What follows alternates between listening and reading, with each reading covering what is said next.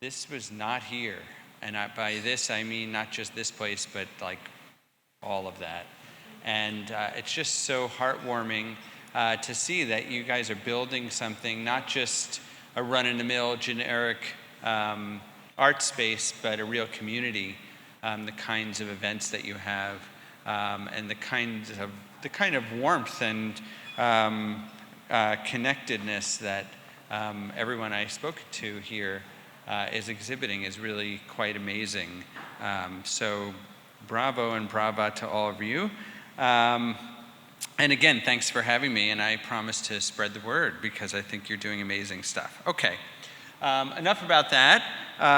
We're going to talk about Mike Kelley today, hence the title of the talk. I'm just going to make sure how's that? Good? Yep, great. So this is, for those of you who don't know this work, it's a fairly well-known Kelley. It's called More Love Hours Than Can Ever Be Repaid. I'm just wondering, is this like entirely necessary? Like, can you hear me? You'd rather have the microphone? Rather have the microphone, okay. I just feels like echoey. But we'll go forward. Okay, More Love Hours Than Can Ever Be Repaid. This is the enigmatic title to Mike Kelley's 1987 Tapestry, made up of handmade dolls, puppets, potholders, fabric toys, and stuffed animals, sewn onto a matrix of crocheted Afghan blankets and then mounted on canvas. It's a chaotic conglomeration of smiling faces and snuggly bodies, offering a perverse abundance of sappiness, a discomforting sense of hominess gone haywire. The work highlights the economics of gift giving, in which pieces of thread and fabric are invested with deep emotional content to be passed on to friends, family members, and acquaintances who are then indebted to return the favor. Now this fits within one of the overarching themes of Kelley's career, the ways in which social norms and values are conditioned, the centrality of such conditioning in modern culture, and the fundamentally coercive, even traumatic, and psychologically violent nature of these processes. This gift-giving is exemplary for Kelley, both in the essential invisibility of the forms.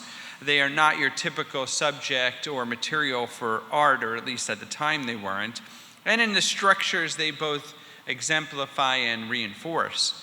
So these seemingly innocent objects are forced upon the child, typically, who is pressured to not only accept the quote-unquote love hours, but enter into an implicit system of emotional exchange.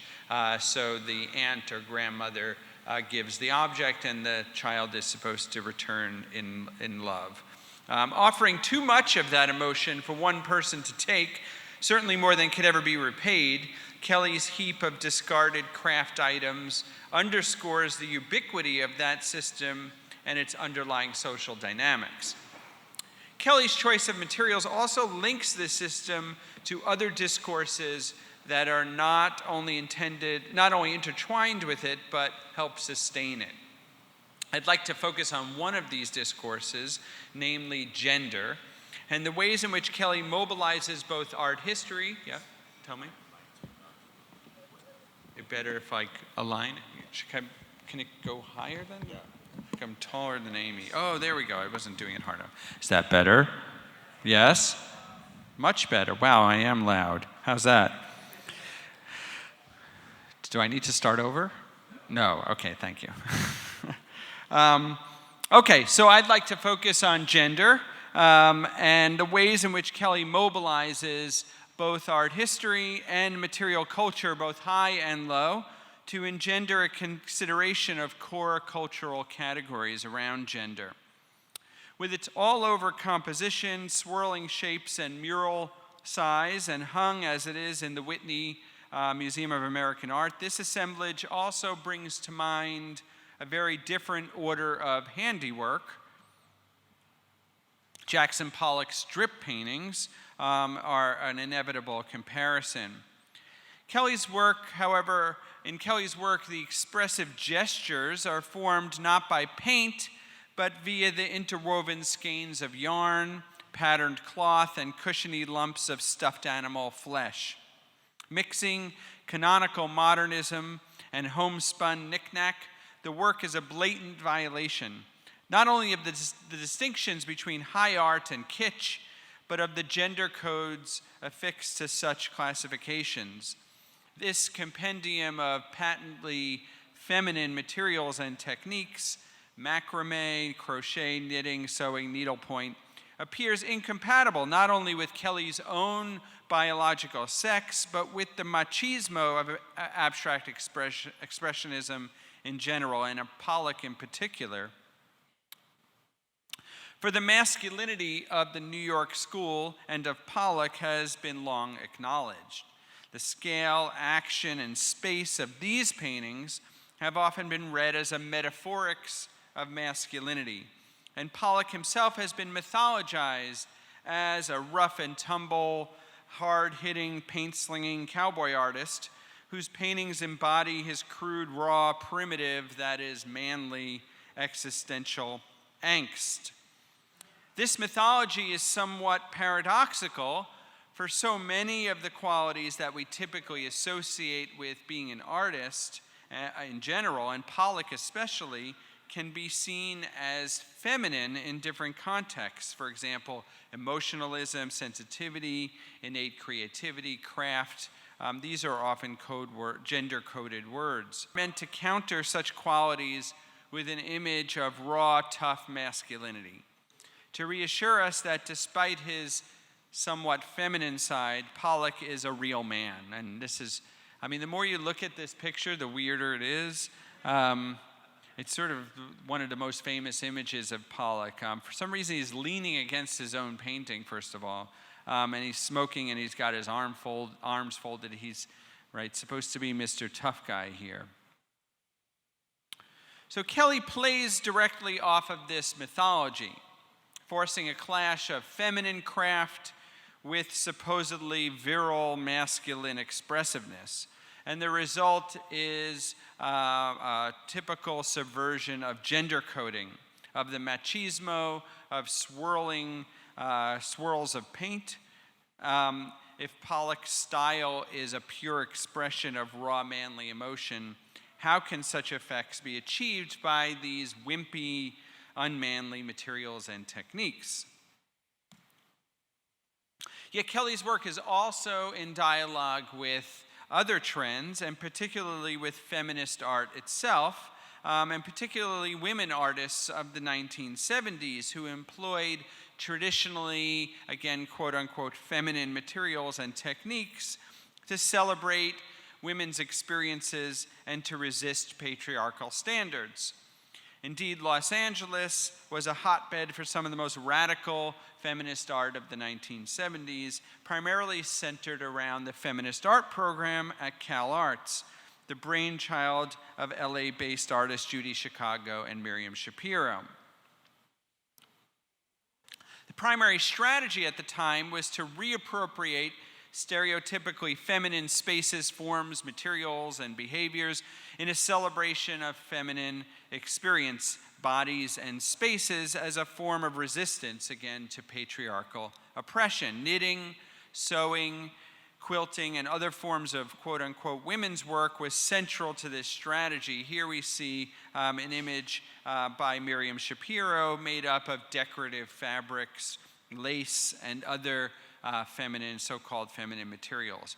Kelley, not incidentally, attended Cal Arts, of course, in the immediate aftermath of this moment from 1976 to 78. He was very familiar with the work. In fact, some of these artists were his teachers. So Kelley, therefore, positions himself in between two supposed opposites, supposedly incongruous, mutually exclusive paradigms, that of manly art and that of womanly art. He does this not only to expose formal similarities between them, but to complicate the gender readings of such forms, styles, and materials in the first place. Here we again see this method of provocation via conflation of opposites. We are stuck in between readings, in between codes and conventions, weaving masculinity and femininity into a tangled web. Kelley activates and dislodges gender categories, which so often restrict works of art to superficial meanings, whether in the name of patriarchy or feminist opposition to patriarchy. In fact, Kelley's Tapestry can be seen in relation to a broad reevaluation of feminism and feminist art in the 1980s. And in fact, Kelley's awkward combination of feminine materials and masculine form has been read and at times even reviled as a mockery of past feminist practice. Unlike the numerous female artists who similarly complicate gender issues at the time and whose work has been absorbed into the lineage of feminist art history, Kelley's work, presumably because he's a man, remains a hot potato of sorts. And the work, of course, actively provokes such controversy. It's deliberate. Several critics have consequently taken Kelley to task, criticizing him, either calling his work sexist or accusing him of ripping off feminist artists such as Shapiro and others. But such criticisms overlook the exaggerated, grotesque nature of Kelley's manipulations, the fact that his work caricaturizes the myth of the masculine artist. They overlook the fact that it is deliberately absurd, deliberately ridiculous. It is meant to be funny, as so much of his work is, although darkly funny. Humor being the first thing overlooked by critics and academics alike. Academics don't tend to have much sense of humor. Kelley's work makes fun of the male artist, who ordinarily freely absorbs feminine qualities, emotionalism, sensitivity, things like this, while hiding behind a macho facade. In other words, Kelley draws attention to the underlying femininity of the masculine artist, in a sense unearthing what the photo of Pollock was really trying to hide. What I therefore want to do here in this talk is examine Kelley's work in terms of this kind of contradiction, involving a broad review of gender, one which allows for the complexity of this particular work and others by him to emerge. In some sense, I'm going to sidestep the whole question of feminism, if only to return to it later on, in favor of a more expansive approach to gender. This will also necessitate an expansive view of culture itself, a close consideration not only of art and art historical references, but the mainstream culture that in many ways shapes our ideas of gender and identity broadly. Indeed, much of Kelley's work is about the relationship of art to such broader frames of reference.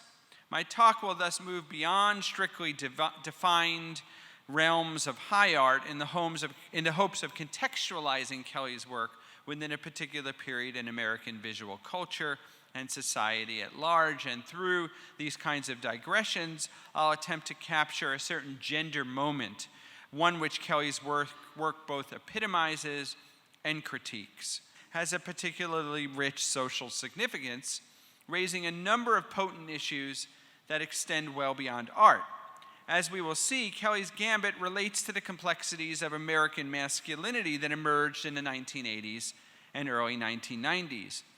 This was especially complicated for those men who were legitimately enlightened by feminism. Male artists like Kelley were confronted with the particular predicament of wanting to resist a system from which they themselves unavoidably benefit.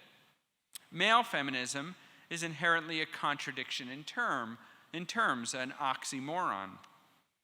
Acknowledging this contradictory position, Kelley makes no attempt to resolve the issues he raises in his work. Rather, he aims to heighten their very irresolvability, and this is something that runs through so much of his work. Arguably, this kind of work is about the impossibility of male feminism as much as it is a refusal to accept that men can contribute nothing to the cause. This is, in and of itself, an unusual way of looking at art and thinking about art, especially politically charged art like Mike Kelley's, we usually want to identify a particular position or a point of view to latch onto. Kelley's work is in a lot of ways about a lack of viable position as much as anything. Thus, he offers works of art comprised of conflicting gender codes and signals, smashed together in ways that magnify their messy incoherence. More Love Hours is part of a large body of 1980s and early 90s craft work by Kelley, and here is a work that even more directly engages that legacy of Jackson Pollock. In fact, he more blatantly riffs on Pollock's painting technique, putting the work on the floor and using black yarn instead of the flung drippy paint. Again, the feminine materials clash with the supposedly masculine connotations of Pollock's drips. Kelley does this with several canonical modern and contemporary art movements. Here, another kind of clash with minimalism, let's say. We can think of a work like this compared to Carl Andre's work. This is 144 Lead Square from 1969 on the bottom, and then on the top, Riddle of the Sphinx by Kelley, 1991. So recalling the works of artists like Carl Andre, Kelley arranges his floor pieces in rectangular arrangements with close attention to the materials at hand. And the viewer has to navigate around them as you would a minimalist artwork. As with More Love Hours, these works effectively obscure the traditionally indelible lines not only between modernist sculpture and arts and crafts keepsake, but between the supposedly masculine and the supposedly feminine. And like abstract expressionism, minimalism has often been cast as a masculine movement, despite the fact that there are many women artists of the era working in similar languages. The industrial materials and techniques seen as embodiments of male power, strength, aggression. Kelley undermines these connotations by transforming minimalism's hard, clean, shiny aesthetic into something soft, handmade, ratty, and worn, all while preserving core aspects of minimalist art and the experience of it. Again, placing it on the floor, having the viewer navigate around it. So we could think of Kelley's strategy as a kind of artistic cross-dressing. Yet rather than actually wearing women's clothes, he takes up traditionally feminine techniques and materials in order to dramatize or to stage the artificiality and instability of conventional gender categories.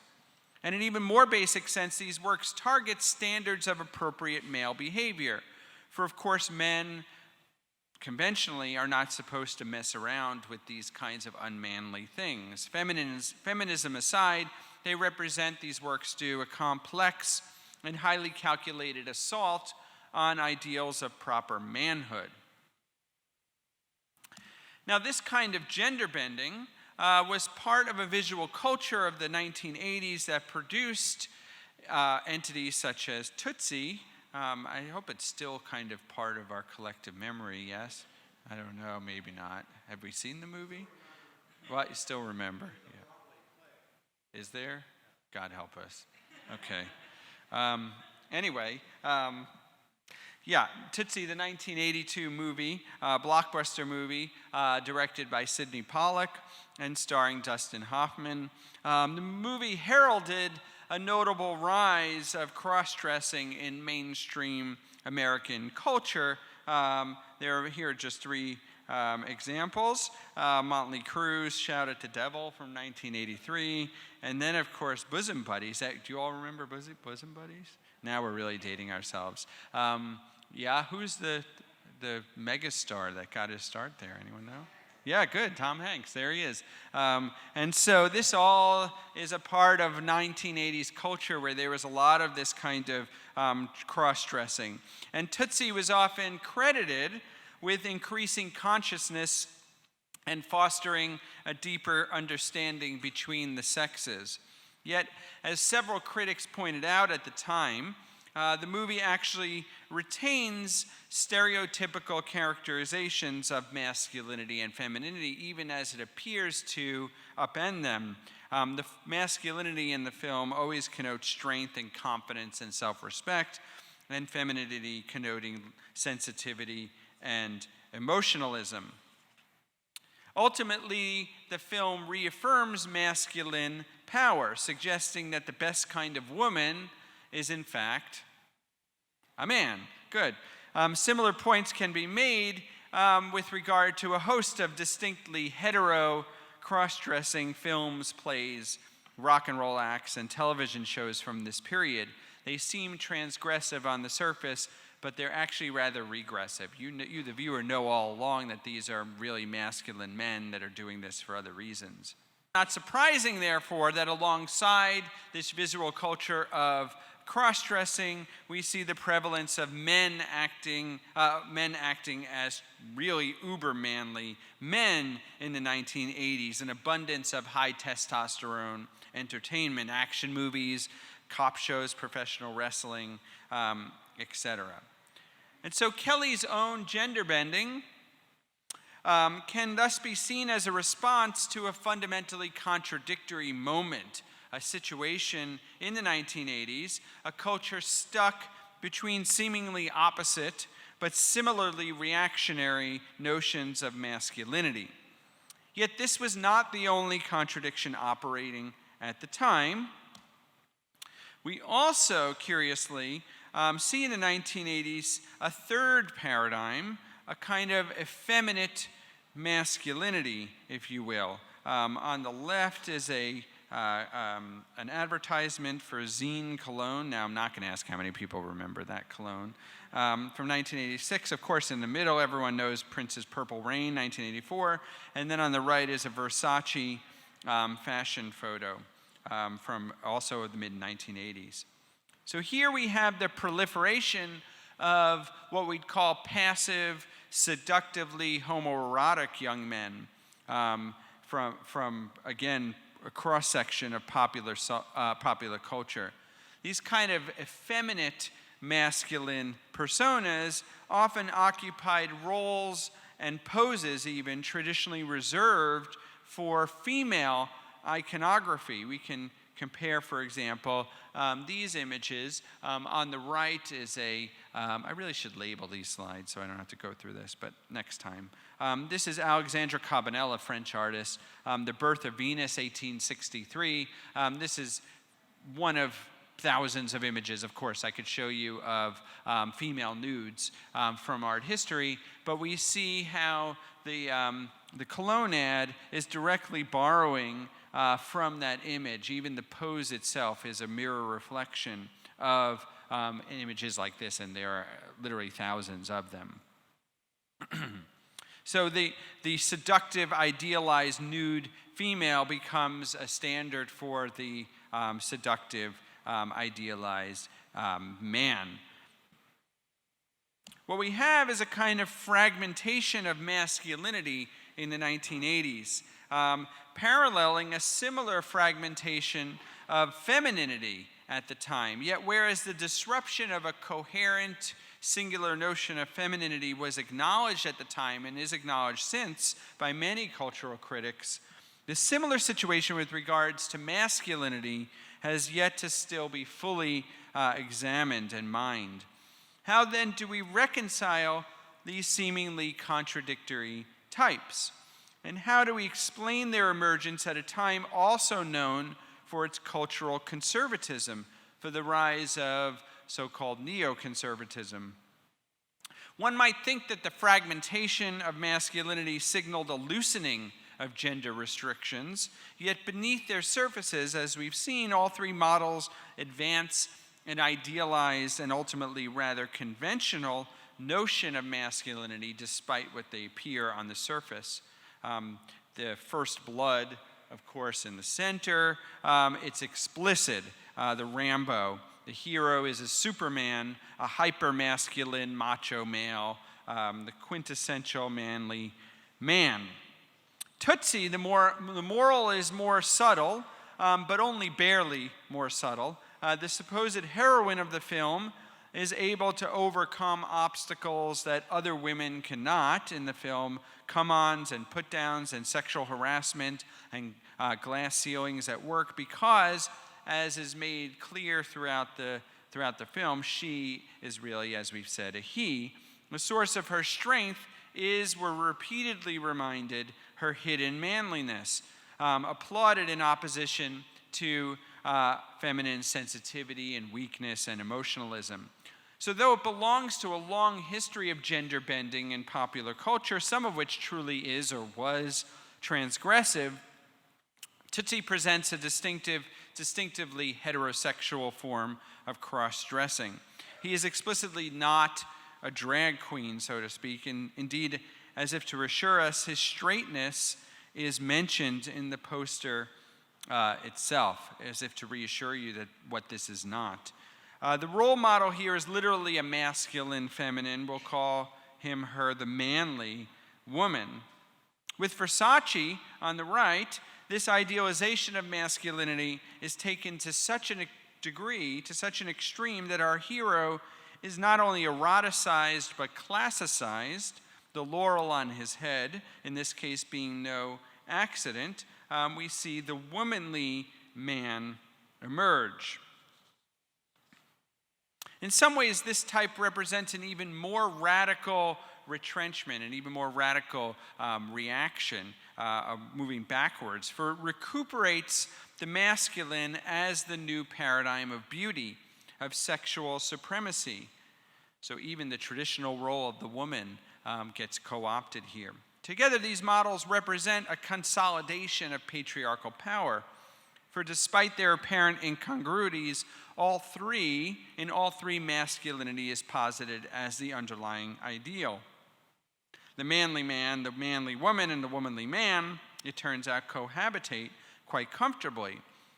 This overt and covert reassertion of masculinity in the visual culture of the 1980s makes sense if considered within its wider social and political context. For this is also the time of Ronald Reagan, whose image and rhetoric repeatedly implied a return to machismo as an antidote to society's ills. This pose was a reaction to the seemingly weakened status of America at the end of the 1970s, blamed on the supposed pansy presidencies of Gerald Ford and Jimmy Carter. Yet also, this was in part a reaction to the past decade of feminism at the time. The women's movement was seen as responsible and blamed for disrupting the natural roles and structure of the family unit. Reagan thus came riding to the rescue, a tough, two-fisted archetype of masculinity, an actor turned cowboy president, a man's man, who spent his free time horseback riding and clearing brush on his ranch. What we had here was an explicit return to the mythic masculinity of the past, presented as the key to a return to family values, the code word of the day. Indeed, it's arguably the partial success of feminism in the 1970s, the advance, even if only symbolic, of women's place in society and the critique of traditional gender roles that sparked this reaction in the 1980s. The emergence of mainstream feminism necessarily produced a crisis in masculinity. So the coexistence of manly men, manly women, and womanly men in the 1980s constituted an all-male masturbatory discourse, one which sought to neutralize a perceived threat of femininity. Each presents an ideal and locates that ideal in men. Women are decidedly absent, excluded, even from the traditionally objectified position of sex object. All three types serve to reinscribe masculine dominance, that is, patriarchy, by reasserting a mythic masculinity on the one hand, and by colonizing, by literally inhabiting or engulfing femininity on the other. Returning at last to More Love Hours, the work can be understood in reference to these masculine ideals. For what is this thing we're looking at? Is it unmanly men's art? Is it manly women's art? Is it womanly men's art? It's all and none at once. Kelley's own gender is both the product of and a response to its cultural context. Again, an increasingly complex context in which conventional labels can no longer really function. Indeed, in which the meaning of gender itself begins to dissolve. Now, there are other references at place as well. This one of the contemporary art movement, specifically the rise of Neo Expressionism in the 1980s, which was the kind of most well-known predominant art movement at the time. Both in the US and abroad, this constituted a resurgence of epic, man-sized paintings and expressive form, a new all-boys club bent on recuperating the style and public persona of abstract expressionism, of real manly craft. This is a work by Julian Schnabel from 1980 called The Death of Fashion. Schnabel was the poster child for Neo-Expressionism in America at the time, famous for his large-scale, thickly painted, expressive canvases inlaid with various objects and materials that augment the extreme physicality, aggressiveness, and implicit violence of the works. Most often, these paintings were covered in broken shards of ceramic plates, cups, saucers, and other forms of crockery.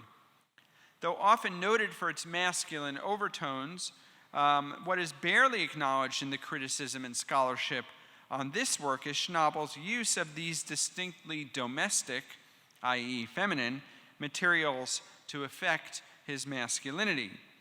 Schnabel transforms such objects into the medium of an aggressive, brutal style.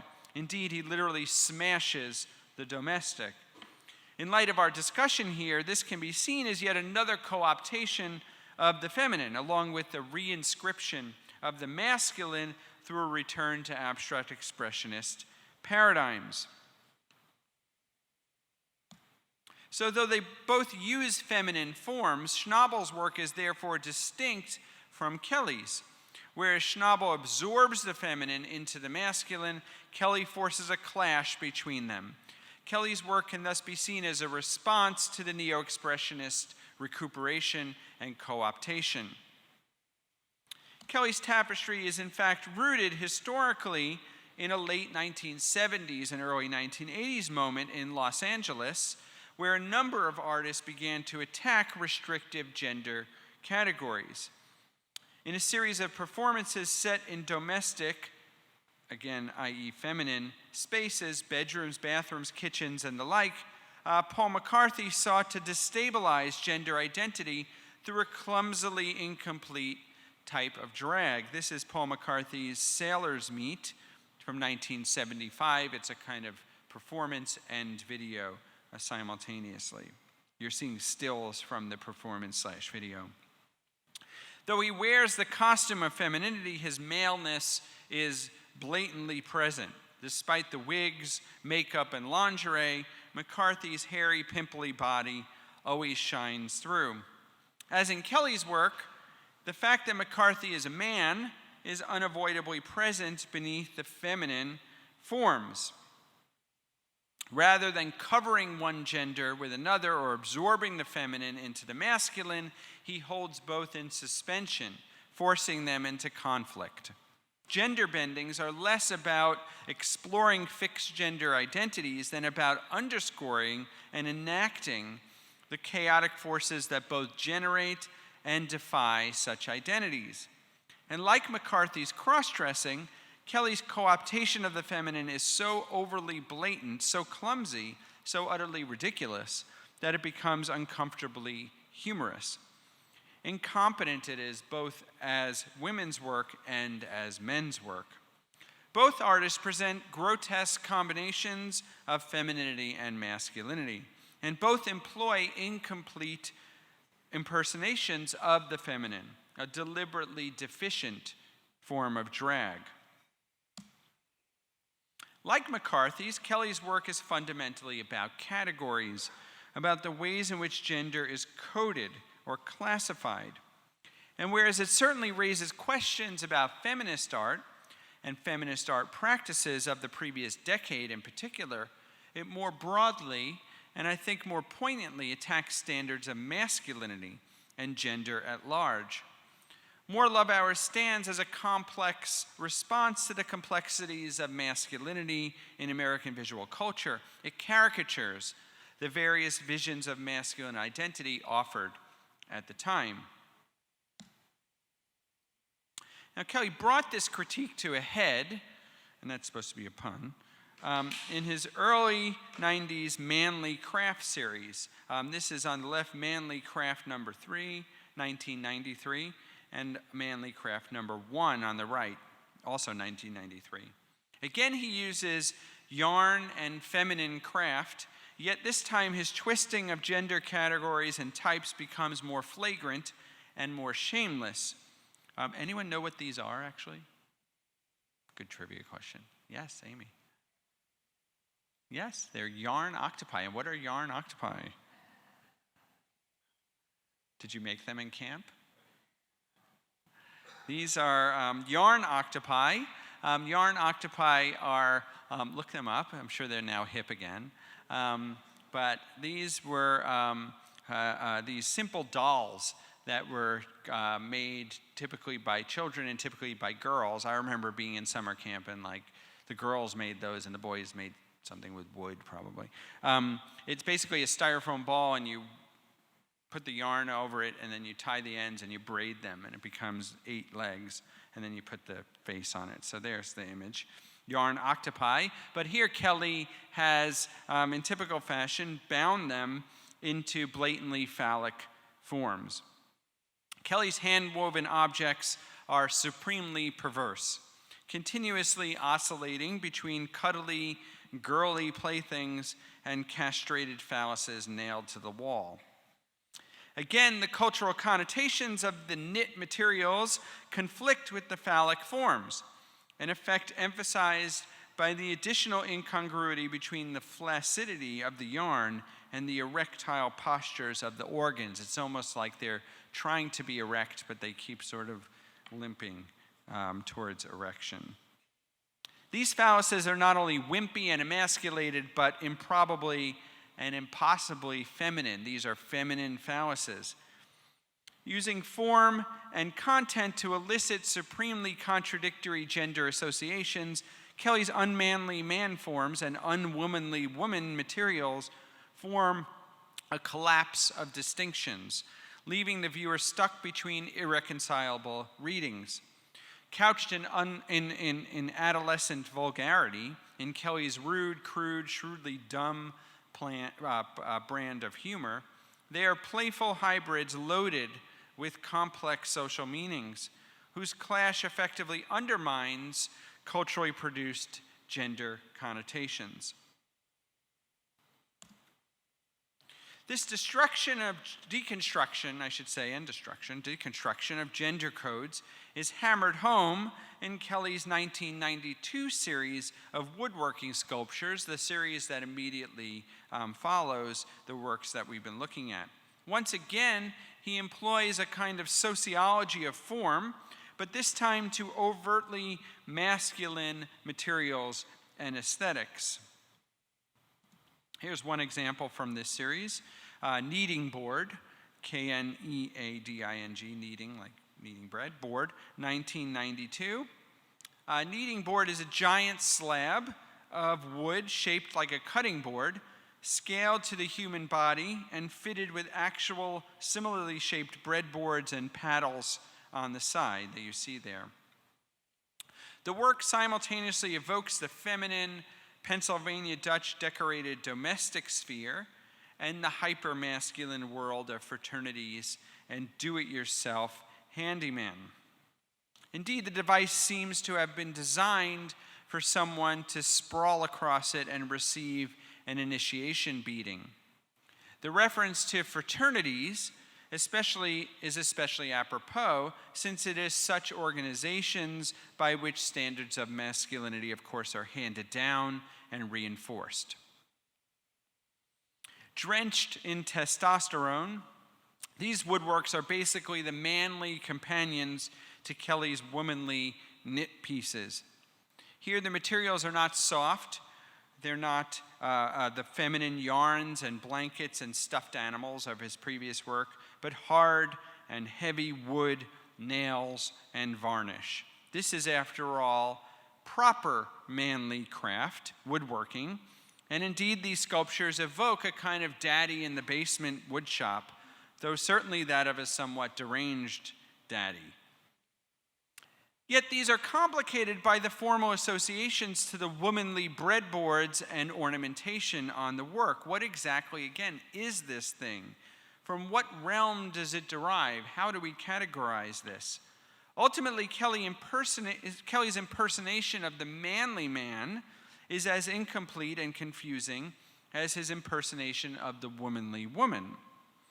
Indeed, by the time Kelley makes the transition from yarn to wood in the early 1990s, masculinity had become an even more charged topic within American culture, increasingly recognized as a highly contested subject in its own right, reflecting an acute uncertainty towards gender identity. It is this uncertainty that also fueled the so-called men's movement. And if you ever want to follow a rabbit hole on the internet, Google men's movement, or don't do it at work, which blossomed in the mid-1980s and flowered in the early 1990s, entering mainstream culture. It too was a response to perceived crisis in masculine identity, largely a reaction to feminism. Through self-help books and retreats and conventions and men's rights organizations, men were called upon to redefine their own identities, just as women did during the previous 2 decades. Though somewhat diverse, the general objective was for men to get in touch with their inner mythic masculinity. Often men were cast as the victims of a reverse sexism perpetrated by an oppressive women's movement that somehow afforded a privileged status to women. Calls for self-improvement and equal rights often masked a vehemently reactionary agenda. Kelley's woodworking works cut to the core of this recuperation of masculinity, satirizing the very notion of a coherent masculine identity. The issue here is a fragmentation of masculinity itself, resulting in a dearth of clear-cut masculine role models. Again, Paul McCarthy's work in the late 1970s and early 80s and others in that LA moment are relevant. These are 4 stills from a video performance called Rocky, of course, from 1976. A video that is a mordant parody of the Sylvester Stallone movie of the same name and year. And in case you don't know what I'm talking about, which I'm sure you do, there's the comparison. So this is the same year as Rocky, so it's very much in response. Much like McCarthy's other works from this period, Rocky involves discomforting conflations of gender meanings. Yet the video also stands out because of its focus on masculinity as such. Like Kelley, McCarthy employs an exaggerated masculinity to complicate gender norms, employing an inflated and often an auto-destructive manliness to mock the macho persona of the Hollywood hunk. McCarthy thus does to masculinity what his drag performances did to femininity. That is, he exposes gender itself as an artifice, as a performance, as a costume that you perform, as a costume that you wear, and a behavior that you perform. I guess I was supposed to advance that one. Okay. Fellow Los Angeles artist Raymond Pettibon similarly attacked standards of masculinity around this time through a plethora of comic book like drawings. This is an untitled work from 1987 by Raymond Pettibon. In this drawing, Pettibon depicts an old-time ball player dressed in a baggy 50s-style uniform. He's a figure of American nostalgia, a personification of what is commonly considered a more genuine time, when values were supposedly stable and life simpler, a time when men were men. Yet he reveals his own vulnerability. Who am I? What kind of man am I? The answer hits like a ton of bricks. The 250 man. What's 250? No one. No baseball fans here. Batting average, good. What kind of batting average is that? Right, yeah.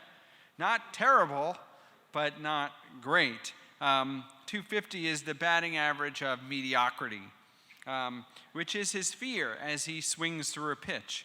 Pettibon has transformed the cultural icon into an allegory of the common man, capturing the despair of not living up to a standard of manliness only really available to the all-star athlete. The ideal of masculinity is undermined by the reality of mediocrity. Pettibon's works are populated by a range of these uncertain, wimpy, emasculated, impotent males, emasculated and definitely not idealized. What we have here is a kind of 15-odd-year examination of masculinity itself, one which emerged in Los Angeles in the wake of feminism's breakthrough into the mainstream on the one hand, and during the rise of a multiplicity of manly imageries on the other. Works such as these destabilize the range of gender possibilities available in the 1980s and 90s as embodied by gender-coded materials, techniques, forms, and styles. In both his woodworks and his yarn works, Kelley drives a wedge between biological sex, that is maleness and femaleness, and gender, that is masculinity and femininity. This is achieved through an anthropological approach to materials in which gender associations of certain substances are foregrounded, eliciting reflection on the artificiality of those very associations. Works such as these require a new terminology. The goal is to disrupt all gender categories, a sort of gender nullification, triggered by the grotesque misperformance and misappropriation of its components. The work essentially complicates the range of gender options available at the time, both in art and culture at large. Not just womanly women's art. Not just the womanly women's art of Miriam Shapiro and the manly man's art of Julian Schnabel, but the womanly man, the manly woman, and the manly man as well. So I put this here, despite all this ridiculous nomenclature, to give you a sense of the kind of context and the ways in which this work operates. These works operate amidst this field of often conflicting gender codes and identities. In the end, this work encapsulates a moment of confusion and uncertainty, reflecting Kelley's own complicated status as an American male, negotiating a cultural atmosphere of ever more confusing gender consciousness. In both his woodworks and his yarn works, Kelley again tries to distinguish between biological sex and gender. This is achieved through this approach to materials and forms. Works such as these then therefore require us to think through the kinds of things that we take for granted every day. Destabilizing these categories and conventions, Kelley's works are thus composed of incongruous forms that are hermaphrodized, androgenized, pumped up, or neutered. His strategy is not really gender bending per se, since he doesn't exchange one gender for the other. Rather, his works explode gender codes and gender identities. Along with artists such as McCarthy and Pettibon, Kelley belongs to a different kind of men's movement, one which seeks not to rescue a regressive male identity in jeopardy, but rather to disrupt singular conceptions of both masculinity and femininity in a broad deconstruction of gender categories, a sort of gender, again, nullification. If Kelley's objective is to subvert such categories, however, it is very much aligned with the goals, if not the historical strategies, of feminism overall. Isn't the destruction and deconstruction of masculinity really an implicit deconstruction of femininity as well? Isn't Kelley's work in the end also about undermining stereotypes and the patriarchy they serve? Arguably, Kelley is a feminist artist, yet one should consider this with a bit of skepticism, for if he is a feminist, his work and Kelley himself is vulnerable to certain criticisms, namely the issue of men doing feminism. Can men really be feminists? Can men legitimately attack a system that not only benefits them, but which they cannot help but be advantaged by? Am I merely co-opting feminist discourse by redirecting it towards the masculine here, a restrictive category, but admittedly not nearly as restrictive as the feminine? These are exactly the crucial questions Kelley's works raise, but refuse to answer. Indeed, they might be unanswerable. For the time being, I would categorize the artist as a quote-unquote feminist, an identification that comes with the full acknowledgement of its own inherent contradictions. Yet this, I suspect, may be the appropriate approach not only to a deeply paradoxical art, but to a deeply paradoxical cultural situation in which manly men, womanly women, manly women, and womanly men are bedfellows. Strange bedfellows, to be sure, but bedfellows nonetheless. Thank you.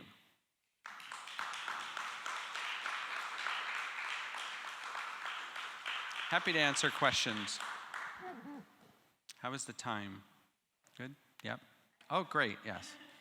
So I'm totally on board with your Uh-oh. I think it's great, But do take issue with the fact that you're positioning like feminism and masculinity in contradiction, especially sort of in light of the contemporary ways in which we talk about the ways in which we talk about gender fluidity and non-binarism and gender as spectral as opposed to sort of contradictory. Sure. Yes, this is a great question and one that I get often in my classes because it's a generational kind of thing. And this is one where I have to kind of, maybe I didn't do a great job of explaining the parameters of my talk, which is historical. These were the kind of binaries that were operational at the time, right? Okay.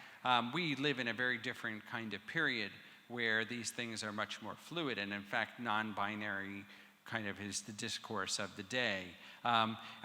I don't know, you know, it's a very interesting and difficult predicament to speak about this work in today, even more so than it was when I initially started looking at this work maybe 15 years ago, because the discourse has really shifted, and these terms have taken on very different meanings and have become increasingly problematic. The question is, how do we talk about these kinds of categories? One could claim that Kelley is in fact saying, yes, indeed, like this was one of the stages on the trajectory towards dismantling binary types of notions of gender. I think that's what it's getting at, right? They're tearing down those kinds of distinctions. But I'm not sure. I myself kind of grapple with this when I return to this material today and think about, like, am I reinscribing, even in talking about how Kelley's work is transgressive, am I myself then reinscribing kind of binary notions and using these words? And if not, then how would you talk about this in non-binary terms at a time period, a historical time period, when it's not just before we were more woke, but it's almost when this binary was re-entrenched even more, right? I mean, this is when this became like, you know, even more entrenched. So I leave it as an open question. It's a great question. I'm not trying to avoid it. No. But it's something that is, I don't know what the answer is. Yeah, I mean, do you? No, absolutely not. Yeah. But I definitely do think it's important in terms of like how we are meant to read this now.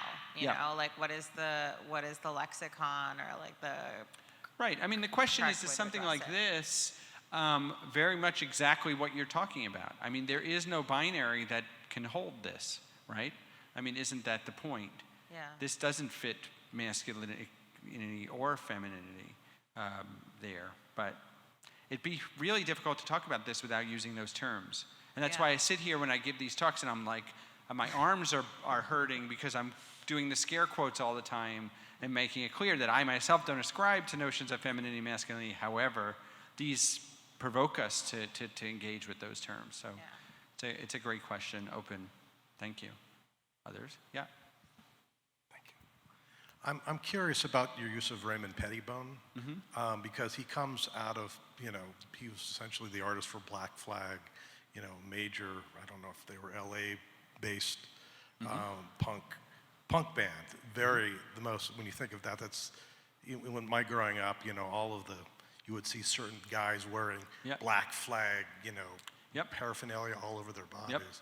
So I'm kind of curious, is there a story behind Raymond Pettibon in terms of the evolution of his work as an artist that he has evolved into this There's point? a fascinating story that actually runs parallel to this. So this is often, for those of you who are not as familiar with Pettibon's work, he gained his initial recognition as the artist for Black Flag. So Black Flag is a hardcore band from the late 70s and early 80s in Southern California. And Pettibon sort of got his start, so to speak, as an artist for that band. In fact, his brother, Greg Ginn, is the founding member of Black Flag. And he knew all those guys. But in fact, he wasn't the artist for Black Flag. They took his images and used them for those were works of art first and foremost. He never made a record cover for them. He did design the Black Flag logo. But a lot of his early work, which was in the form of posters and zines and drawings and things, were actually deeply critical of a lot of the masculinist rhetoric that was going on in that scene. He has a very conflicted relationship with Black Flag and has from the start, not only in terms of the intellectual property that they used without his permission. He doesn't speak to his brother, it's a whole mess, but it is, in fact, he himself does loads of work that is bitingly critical of that whole punk scene and the kind of gender dynamics of it. I wish I could give you a Pettibon lecture. Maybe you'll have to bring me back, but it wouldn't be the Mike Kelley Foundation. But there's a whole fascinating kind of his relationship to that work and to that whole scene and the ideas that we think we know about it is actually much, much more complex. Yep. But there's a terrible irony that without his Black Flag connection, Right. I'm not sure if he would be who he is today. Precisely. In fact, Mike Kelley, actually we could tie it to Mike Kelley. Mike Kelley discovered Raymond Pettibon as an artist because he was walking around Los Angeles and saw these posters on telephone poles, these flyers for Black Flag, and thought, who's this guy? And he got in touch with him, and he was curating a show in LA called Black and White, and he got in touch and got some of those drawings and realized that this was an artist. He wasn't just, a Black Flag artist. So yeah, it's an irony, of course, and I think it's not lost on the artist himself. He's very conflicted with, still to this day, conflicted about his relationship to the band. Yeah.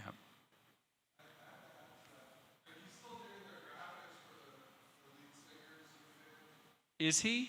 Are you? What? Sorry. Off. Yeah, he still does. Well, he's a musician himself, and he often his graphics are used for other bands, and he's in the music scene, and definitely. But he doesn't. I mean, he's not involved with Black Flag, the band, which isn't really a band anymore. I don't think they. Are they an offshoot of Black Flag? Oh, I see. You might know more than me then. And his images appear on the. I think he does work specifically for this band. Yeah. Okay. I'm gonna look at that. Great. Thank you. Other questions? Of course. Thanks for having me.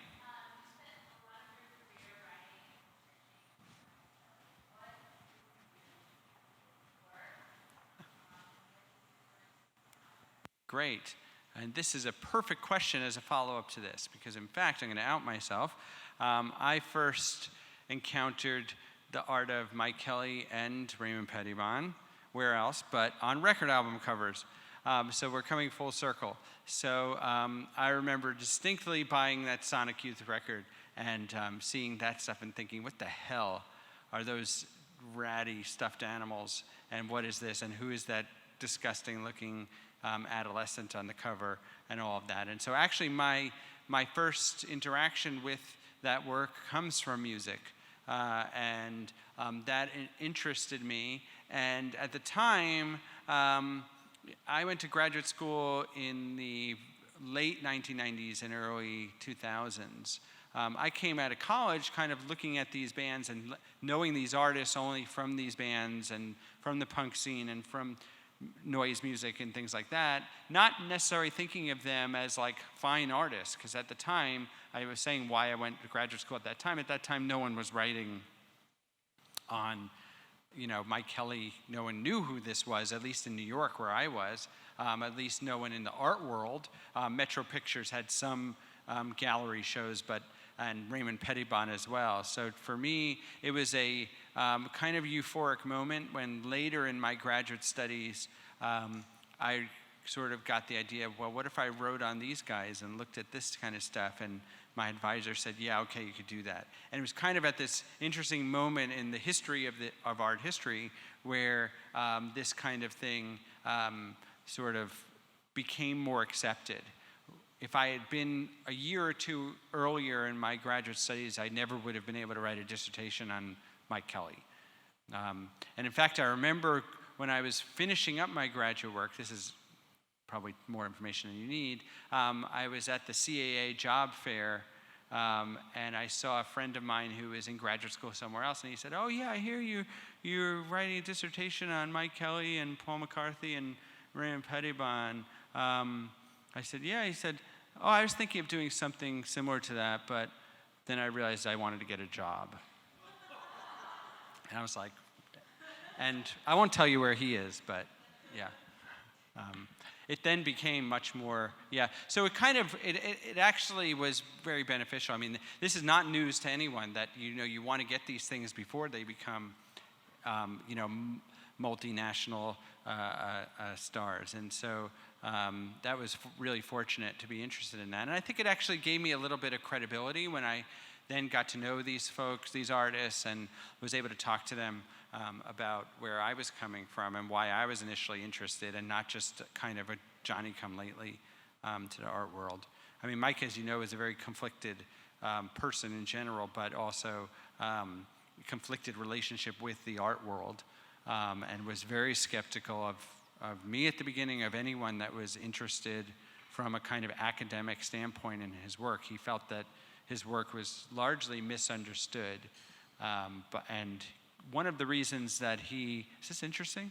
Yeah, okay. One of the reasons why he himself actually began writing art criticism is because he was so frustrated by the way others were writing about his work.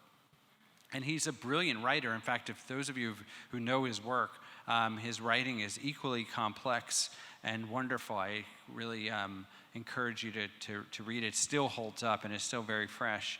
But it's amazing to think what a polymath this guy was, that he was not only a brilliant artist, but just was like, I don't like the way my art is being written about, so I'm going to pick up a pen and start writing brilliant criticism infused with art history. I mean, he had an expansive knowledge of things, not just art history, but of culture at large. And bringing it back here, this was a place that was really important to him because he felt, even in his initial movement from the Detroit area to Los Angeles, he arrived in Los Angeles as an eager art student, and people were like, you're from the Midwest? No thanks. And these kinds of materials and these kinds of references, there's whole readings that can be done about this work that have really nothing to do with gender, but have to do with class, and even have to do with geography. A lot of the stuff in More Love Hours, he felt came out of a kind of Midwest tradition, not just a feminine tradition, but a kind of Midwest craft tradition that he felt was sort of the grounding of his own knowledge and inspiration as an artist.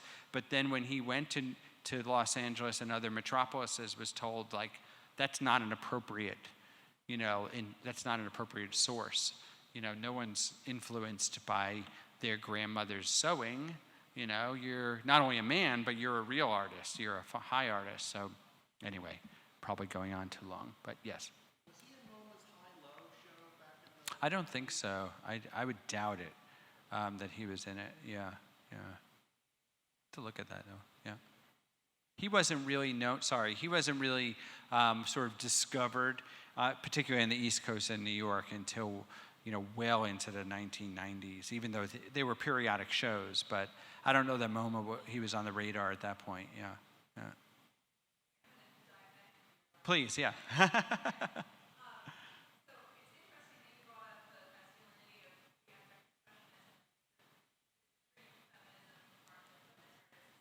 In the 70s, oh, thank you, I don't want to hear my voice that loud.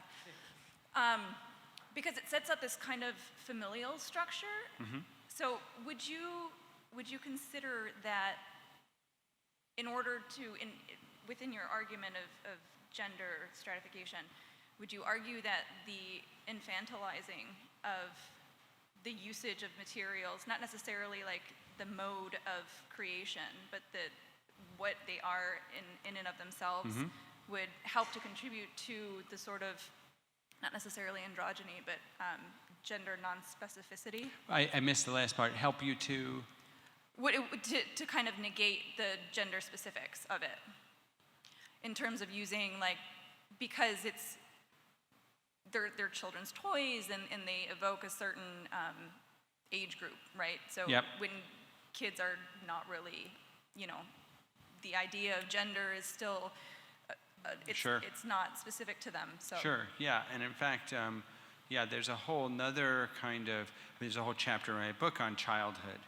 And in fact, these works, and I don't know how well you know Kelley's other work, but a lot of those floor works with the dolls and the teddy bears and things like that.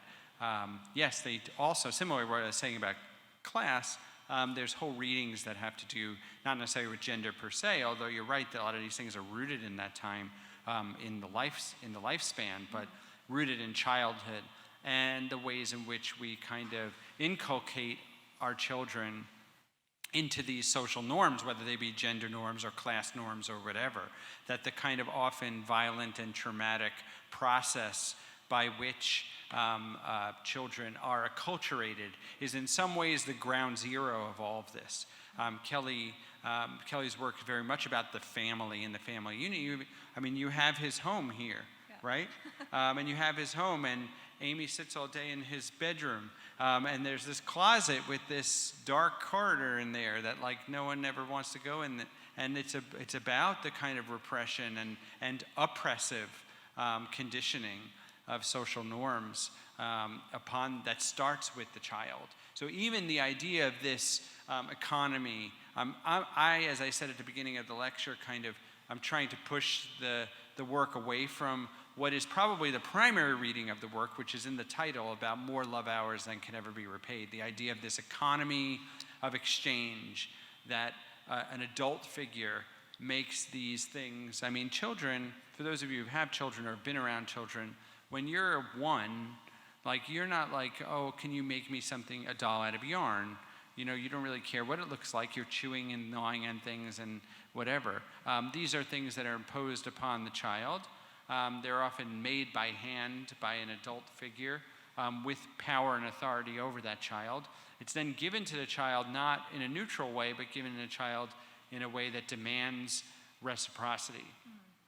So you're supposed to thank and you're supposed to show love back to your, in this case, grandmother, aunt, or mother, or whoever is making these kinds of things. And for Kelley, this economy, this exchange, this transaction was, in a lot of ways, the kind of foundation of culture. It is. It's not Kelley's idea. This goes back to Freud and others, right? That we kind of inculcate, socialize our children in these ways through force and authority and power and imposition.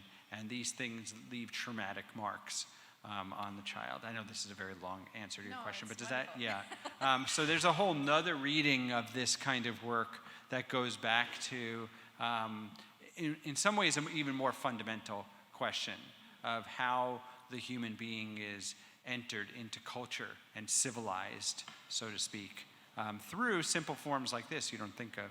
Yeah. Others? No? We could talk after, too. Sort of awkward to stand at the podium and answer questions. Yes, Amy, more? Correct me if I'm wrong, but does this have a parenthetical title that goes with it? Sorry? The More Love Hours has a parenthetical title, part of the title? Or, Parenthetical? The Wages of Sin? The wages of sin is that, yeah, I chose to kind of leave it out only because, so the wages of sin is this object that is paired with the work, and it's this kind of wax candle melted kind of thing. You usually see it with this object that's in front of it. And again, we get into whole readings. I mean, Kelley, as you know, is a Catholic, or maybe you don't know, raised not only Midwest and all the kind of class issues, blue collar, that we talk about, but also deeply Catholic, and felt scarred by, the ways in which the church itself kind of imposes its own restrictions upon the body, upon the individual.